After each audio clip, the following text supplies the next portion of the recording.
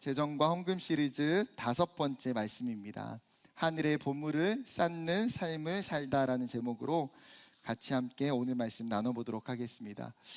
여러분, 마태복음 5장에서 7장은 우리가 흔히 산상수훈이라고 부르는 말씀입니다.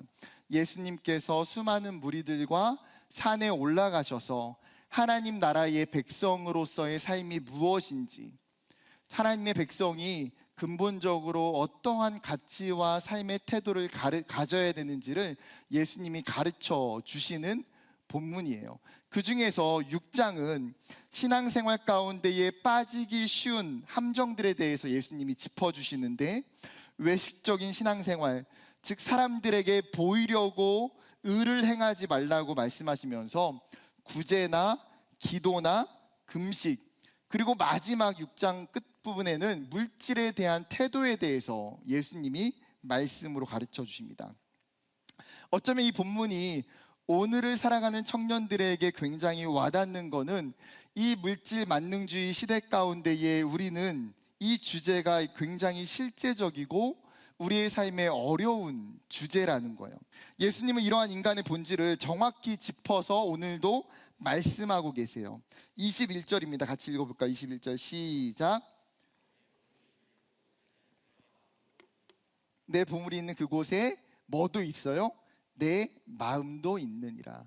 여기서 마음이라는 것은 단순한 감정을 이야기하는 것이 아닙니다. 마음은 의지와 가치와 방향을 전부 내포한, 어쩌면 내 삶의 존재적인 전부를 표현하고 있는 단어예요. 여러분, 실제로 우리의 삶을 보면 우리는 보물이 있는 곳을 따라서 살아갑니다.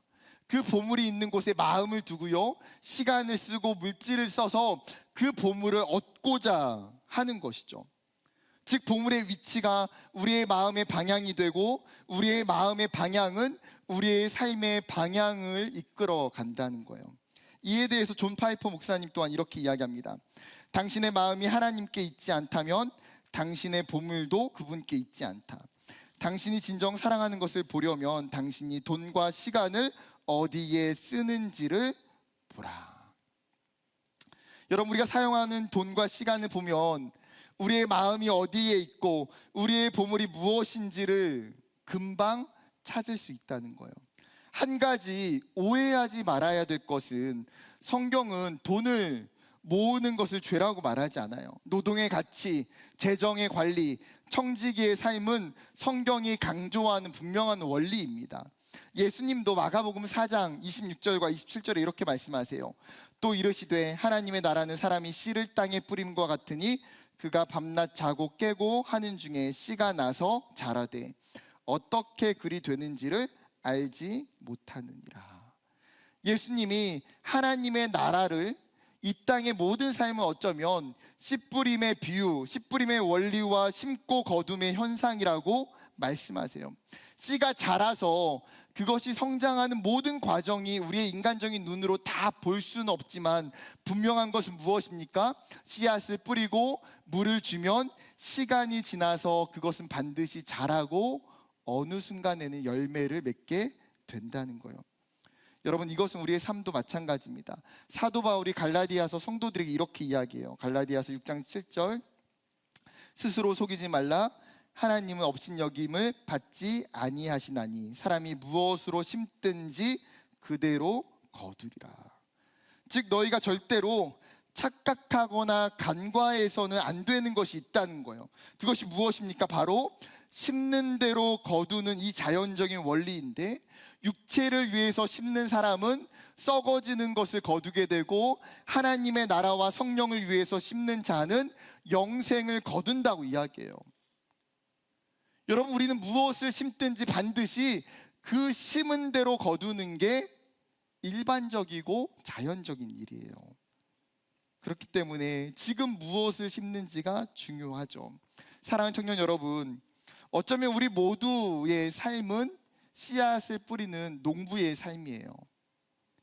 여러분은 저마다 나의 삶의 밭에, 나의 삶의 과수원에 지금도 여러분은 매일의 시간 가운데에 씨앗을 뿌리고 가꾸는 농부예요. 어떤 경우는 이미 내가 과거에 뿌렸던 씨앗들이 자라는 것을 보는 경우도 있고, 어떤 경우에는 그 씨앗들이 이미 자라서 내 삶의 그 열매를 거두었던 경험도 있을 거예요. 그렇기에 우리는 삶의 자리에서 지금도 부지런히 씨앗을 뿌리며 살아야 돼요. 여러분, 중요한 것은 무엇입니까? 내가 무엇을 위해서 어떤 종류의 씨앗을 그러면 뿌리고 살아가고 있느냐는 거예요. 오늘 성경은 이 중요한 문제에 대해서 우리에게 가르쳐 주고 있어요.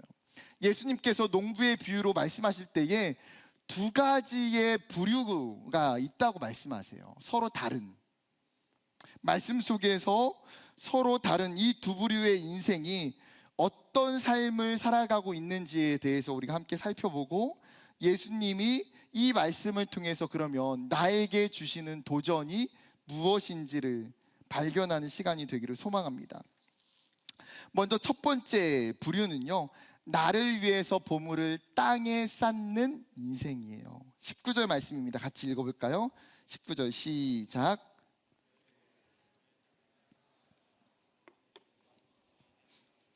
도둑이 구멍을 뚫고 도둑질 하느니라.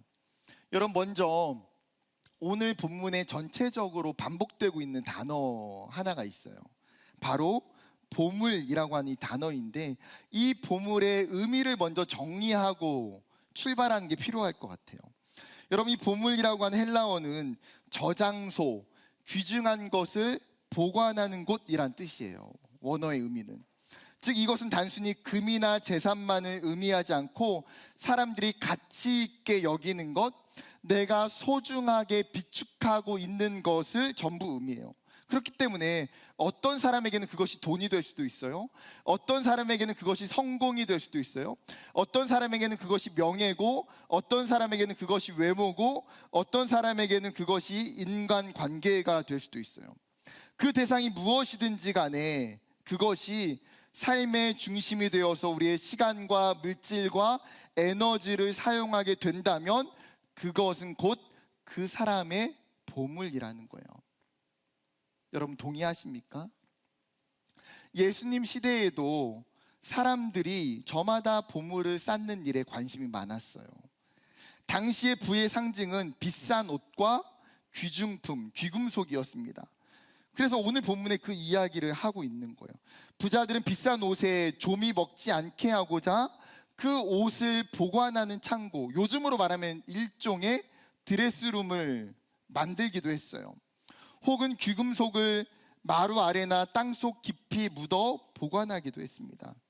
그러나 아무리 정성껏 보관을 해도 어때요? 옷에 좀이 먹기도 하고, 비싼 귀금속은 부식이 되기도 하고, 심한 경우에는 도둑이 흙으로 된 벽이나 흙마루에 구멍을 뚫어서 귀중품을 훔쳐가기도 한다는 거예요. 여러분, 우리 시대는 어떻습니까? 오랜 시간 동안 나의 보물로 공들여 쌓아왔던 나의 명예와 명성이 한순간에 무너지기도 하고, 믿고 투자했던 주식이 바닥을 치거나 안전하다고 믿었던 코인이 해킹 피해를 입기도 해요. 귀한 선물을 받고 냉장고나 창고에 넣었는데 먹지도 못한 채 상해버린 것을 뒤늦게 발견하기도 해요. 다음에 내가 정말 중요한 약속이 있을 때에 입으려고 아껴두었던 옷이, 가방이 몇 번 입지도 않았는데 낡아지거나 가죽이 헤어지는 것을 경험하게 됩니다. 이것은 단순히 물건에만 국한되지 않아요. 때로는 나의 사역과 은사와 시간과 노동력도 마찬가지예요. 마태복음 25장 가운데의 달란트의 그 비유에서 한 달란트를 받은 사람처럼 내가 이미 귀한 달란트를 받았는데 그것을 사용하지 않고 그냥 땅에 묻어두면 아무런 효과도 내지 못한 채 사라져 버리는 것과 마찬가지라는 거죠. 여러분, 사람들은 이 땅에서의 보물을 쌓는 것이 안전하고 영원하다고 착각할 때가 많아요. 그러나 예수님은 뭐라고 말씀하십니까? 이 땅에서 쌓는 보물은 안전성과 영원성이 보장되지 않는다는 거예요. 예를 들어서 누가복음 12장에 어리석은 비유는 이 부분에 굉장히 명확하게 말씀하고 있어요. 부자가 추수 때가 되어서 굉장히 많은 소출을 얻게 됩니다. 그가 어떻게 합니까? 자신의 곡간이 소출에 비해서 너무나 적으니까 그 작은 곡간을 헐어서 더 큰 곡간을 짓고 나의 모든 곡식과 나의 모든 물건을 창고에 보관하자고 이야기해요. 그리고 나서는 몇 해 동안 이제는 편하게 쉬고 먹고 내 삶을 즐기자라고 이야기합니다. 그런데 예수님이 뭐라고 말해요? 만약에 오늘 밤에 너의 삶에 찾아와서 너의 생명을 거두어 간다면 너가 가지고 있는 이 모든 것이 누구의 것이 되겠느냐라고 물으세요. 그리고 나서 그 이후에 예수님이 뭐라고 말씀하십니까? 누가복음 12장 21절이에요. 같이 읽어볼까요? 시작. 재물을 쌓아두고 하나님께 대하여 부요하지 못한 자가 이와 같으니라. 여러분, 부자를 평가하면서 굉장히 중요한 대목이 있어요. 뭐라고 말합니까? 하나님께 대하여는 부요하지 못한 자. 여러분, 이 사람은 어떤 사람이에요? 세상적으로 볼 때는 굉장히 부자예요. 모든 것을 다 가지고 있는 사람이에요. 남부럽지 않은 인생을 살았어요. 그런데 하나님 앞에서는 아무것도 쌓은 것이 없는 빈털털이라고 성경은 이야기해요. 자신의 보물을 땅에 쌓은 사람의 어리석은 결말이죠. 결국 이 땅에서도 하나님 앞에서도 그는 아무것도 가질 것이 없는 인생이 돼요. 여러분, 그럼에도 불구하고 우리는 이 시대를 살아가면서 자기를 위해서, 자기의 만족을 위해서 자기 중심적인 소비에 목을 매며 살아가요. 어쩌면 누가복음 16장에 그 부자와 거지 나사로의 비유에서 부자와 같은 모습은 아닐까요? 엄청난 지위와 상상할 수 없는 부를 가지고 살아가요. 그는 어떻습니까? 맨날 사람들을 초대해서 자기의 집에서 화려한 잔치를 베풀며 먹고 마시며 살아갑니다. 그런데 그 부자는 평생 동안 자기만을 위한 소비를 하고 있어요. 자기 집 앞에 거지 나사로가 얼마든지 자기의 물질, 자기의 아주 작은 물질만으로 도울 수 있는 그 나사로를 한 번도 도와주지 않아요. 그는 자신이 가지고 있는 엄청난 물질과 영향력을 오롯이 자신만의 기쁨과 만족을 위해서 사용했어요. 그리고 그 결말은 어떻습니까? 영원한 지옥에서 고통을 받는 비참한 상황에 처해 있음을 성경이 보여주고 있어요. 성경은 자신을 위해서 살아가는 인생, 이 땅에 자신의 보물을 쌓는 인생이 결코 하나님이 원하시는 삶이 아니고 행복한 인생이 아니라는 것을 분명히 우리에게 가르쳐주고 있다는 거죠. 사랑하는 청년 여러분, 그렇다면 이제는 우리 자신을 되돌아봐야 돼요.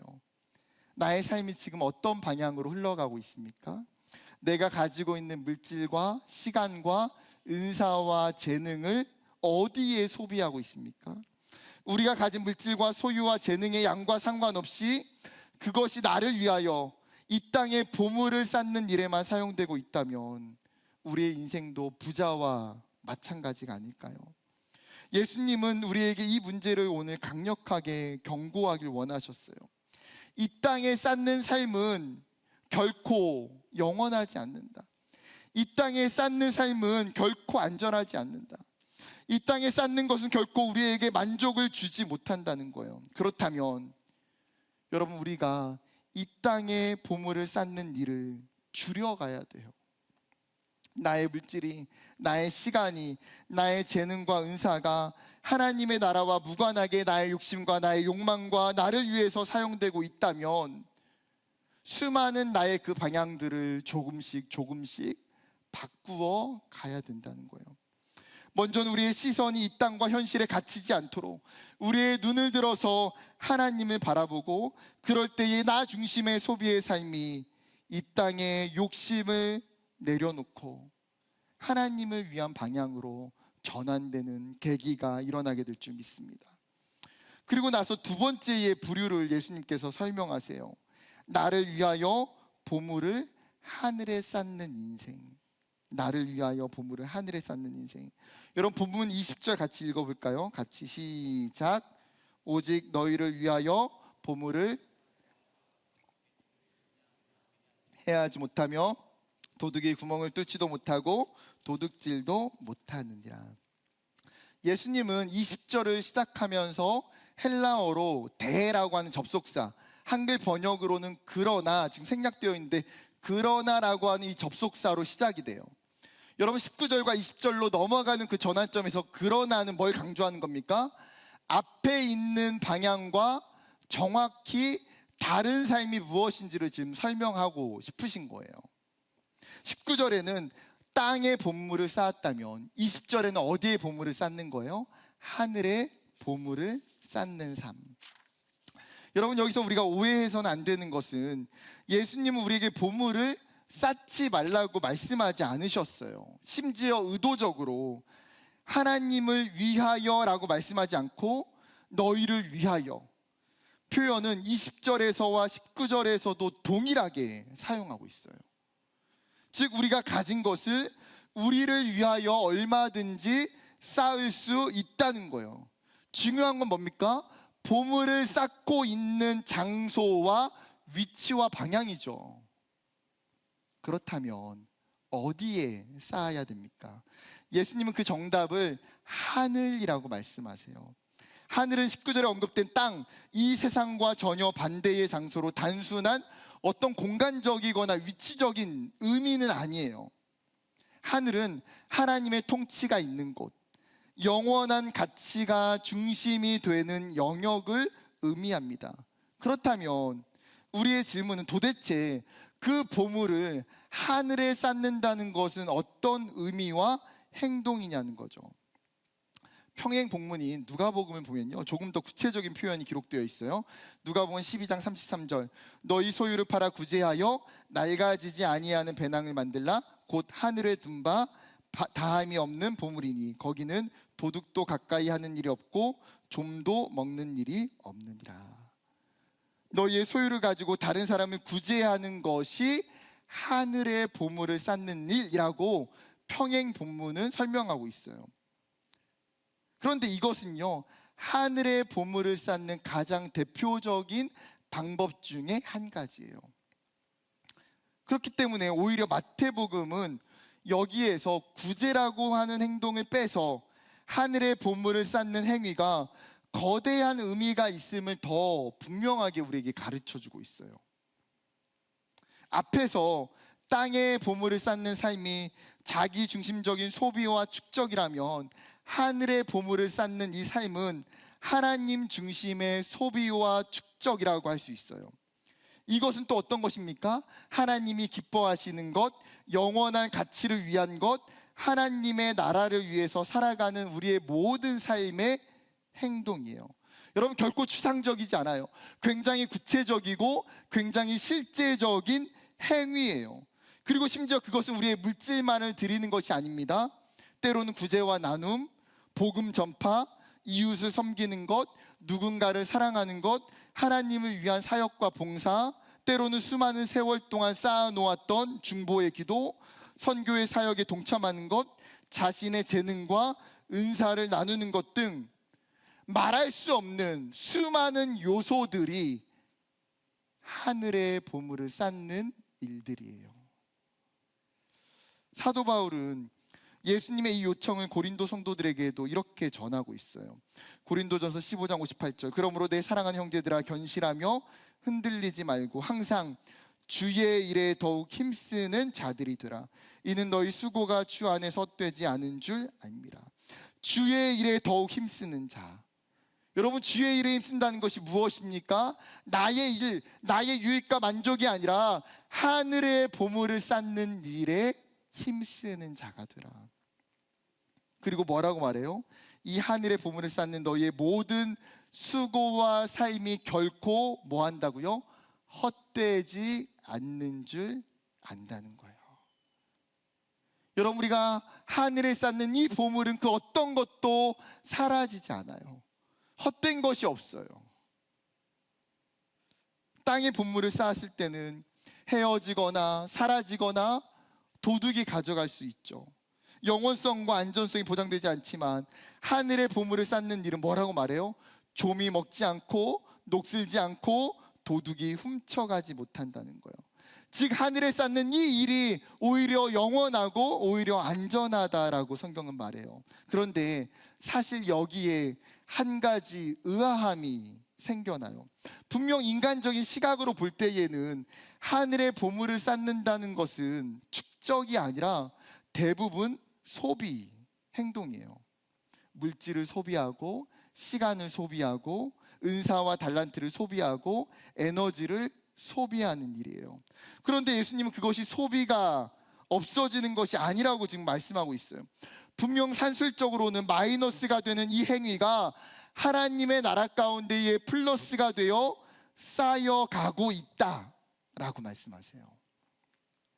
이것을 좀 더 이해하기 위해서 성경을 살펴보면, 여러분 누가복음 10장에 보게 되면 우리가 잘 알고 있는 선한 사마리아인의 비유가 등장해요. 한 사람이 예루살렘에서 여리고로 가는 중에 강도를 만나서 자신이 가지고 있는 모든 것을 빼앗기고 맞아 죽을 정도가 되어 길가에 버려지게 됩니다. 그 강도 만난 자를 종교 지도자들이었던 제사장과 레위인이 지나가면서 보았음에도 불구하고 어떻게 해요? 아무것도 도와주지 않고 그냥 지나가요. 그런데 그 후에 유대인들이 상종하지 않는 사마리아인 한 사람이 그를 긍휼히 여기고 불쌍히 여기서 어떻게 합니까? 자신이 가지고 있는 약으로 상처에 발라주고 자신의 짐승에 태워 주막에 데려가서 자신의 모든 물질을 사용하여 그를 치료해줘요. 여러분, 이 사람이 치료가 되고 회복된다고 해서 사마리아인에게 유익이 있을까요? 인간적인 시선으로 보면요, 아무런 유익이 없는 낭비예요. 시간 낭비, 물질 낭비. 그러나 그것이 미련한 낭비가 아니라 오히려 거룩한 낭비예요. 그 거룩한 낭비는 하늘의 보물을 쌓는 삶이 돼요. 예수님의 발 앞에 향유옥합 한 나들을 깨뜨렸던 마리아도 마찬가지예요.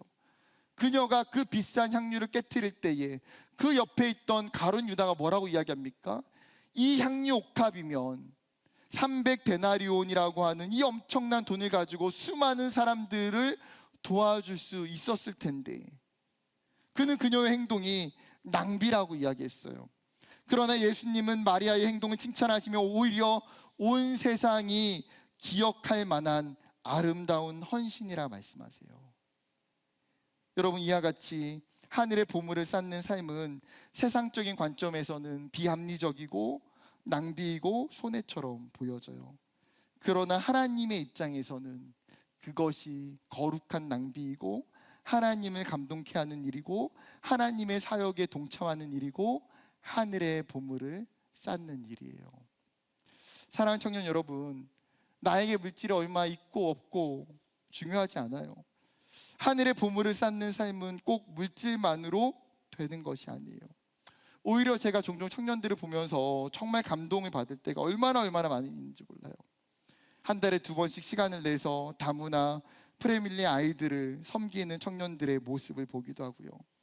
자신의 은사를 통해 몇 년째 설교 노트를 만들고 모든 수익금을 어려운 청년들에게 장학금으로 내놓는 리더를 보기도 하고요. 자신이 가지고 있는 재능을 무료로 어려운 이웃에게 섬기는 청년들을 보기도 해요. 어쩌면 여러분의 삶에서 이미 저마다 하늘의 보물을 쌓는 삶에 대한 일에 기쁨으로 동참하고 있는 청년들이 있어요. 중요한 것은 무엇입니까?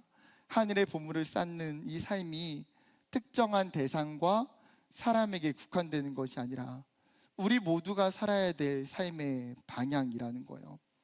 우리의 삶의 방향과 태도를 하나님께 둘 때에 하나님이 우리에게 주신 보물을 이 땅과 나를 위해서 사용하는 것이 아니라 하나님의 나라와 영광을 위해서 사용하는 인생이 될 줄 믿습니다. 그리고 그것이 하나님이 보실 때에 가장 아름답고 가치 있는 인생이 될 줄 믿어요. 예수님은 오늘 말씀을 통해서 우리에게 강력하게 도전하세요. 세 번째는 이런 주제예요. 하나님과 재물 중에 누구를 섬길지 이제는 양자택일 해야 된다는 거예요. 예수님이 이 주제의 결론은 우리에게 24절에 이렇게 말씀하세요. 같이 24절 읽어볼까요? 시작. 한 사람이 두 주인을 섬기지 못할 것이니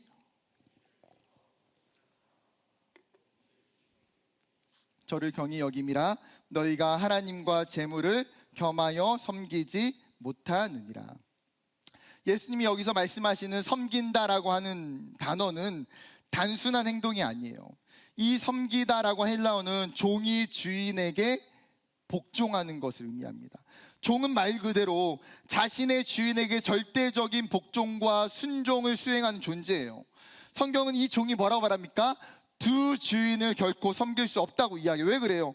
하나님이라고 하는 주인과 재물, 원어는 맘몬이라고 하는 이 우상을 신격화해서 말하는데, 이 하나님과 맘몬이라고 하는 이 우상의 두 주인을 섬기는 것이 불가능해요. 왜요? 이 두 가지가 정반대의 가치 체계를 가지고 있고, 이 두 가지의 주인이 요구하는 삶의 모습이, 태도가 다르기 때문이에요. 만약에 두 주인이 종에게 원하는 삶의 방향과 모습이 어느 정도 같다면 어쩌면 두 주인을 섬기는 게 가능할지도 모르겠어요. 그러나 하나님과 재물이라고 하는 주인은 서로 완전히 다르더라는 거예요. 맘몬은 우리에게 소유와 축적과 자기 만족을 요구하지만, 하나님은 정반대로 우리에게 희생과 나눔과 영원한 삶에 대해서 요구하고 있어요. 즉, 두 주인의 요구가 근본적으로 상반되기 때문에 두 주인을 섬기는 것은 불가능해요. 그래서 예수님이 뭐라고 말씀하십니까? 하나를 미워하고 하나를 사랑해야 되고, 혹은 하나를 중요하게 여긴다면 다른 하나를 경히 여겨야 한다고 말씀하시는 거예요. 그럼에도 불구하고 세상이 우리에게 끊임없이 이야기하고 유혹하는 것이 무엇입니까? 야, 두 마리 토끼 다 잡을 수 있어. 하나님도 사랑하고 돈도 사랑할 수 있어. 믿음도 지키면서 세상에서 부와 성공도 누릴 수 있어. 하나님을 위해 살기도 하면서 또 너를 위해서 살 수 있어 라고 우리를 유혹해요. 여러분, 이것은 하나님의 말씀이 아니라 사탄이 우리에게 끊임없이 속삭이는 거대한 유혹이에요. 그리고 이 유혹 가운데에 우리는 순간순간 넘어질 때가 있어요. 사랑하는 청년 여러분, 이미 하나님께서 명확하게 말씀하세요. 두 주인을 섬기는 회색지대는 없어요. 우리는 반드시 둘 중에 하나를 선택해야 되고, 이 땅의 보물을 쌓을 것인지 하늘의 보물을 쌓을 것인지 선택해요. 그리고 이러한 선택이 우리의 믿음을 드러나게 한다는 것이죠. 여호수아가 이스라엘 백성들 가운데에 모두 불러 모아서 그가 임종전에 이스라엘 백성들에게 강력하게 도전한 것이 무엇입니까? 그것은 너희가 여호와를 섬길지 아니면 이 땅의 가나안의 신을 섬길지 너희가 선택하라는 거예요. 어쩌면 동일하게 우리가 이 시대 가운데 살아가면서 요구받는 선택이 이런 것 아닐까요? 하늘의 보물을 쌓을지 이 땅의 보물을 쌓을지, 하나님을 섬길지 맘몬을 섬길지 선택하라고 성경이 우리에게 요청하죠. 그때 여러분은 어떻게 응답하시겠습니까? 여호수아가 뭐라고 이야기해요? 오직 나와 내 집은 여호와를 섬기겠노라 결단해요. 사랑하는 여러분, 우리도 동일하게 믿음의 고백이 있기를 원해요. 하나님이 나의 주인이십니다. 나는 하나님 한 분만을 섬기기를 원합니다. 하나님, 내가 이 시대 가운데에 맘몬의 종이 되지 않게 하시고, 하나님, 내가 이 땅의 보물을 쌓는 인생으로 살지 않겠습니다. 나의 삶을 통해서, 나의 물질을 통해서, 나의 시간과 은사를 통해서 하늘의 보물을 쌓는 인생을 살겠습니다. 이 믿음의 결단이 여러분의 삶의 자리 가운데 나타나게 되기를 소망해요. 말씀을 정리하길 원합니다. 여러분, 우리가 이 땅에서 쌓으면서 살아가고 있는 것은 언젠가 다 사라질 거예요. 이 땅에 쌓는 삶이 우리의 영혼을 보증해 주지 않는다는 것을 우리는 잘 알고 있어요.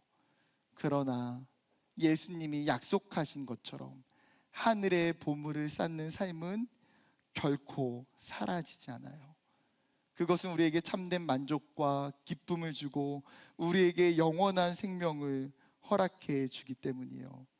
그렇기 때문에 예수님의 말씀처럼 여러분, 이 청년의 때에, 우리의 평생의 그 시간들 가운데에 하나님이 나에게 주신 것을 내가 주인이 아니기 때문에 하나님 앞에 드리고 정말 하늘의 보물을 쌓는 아름다운 믿음의 삶을 살아가는 청년들이 되기를, 저와 여러분 되기를 주님의 이름으로 축복합니다.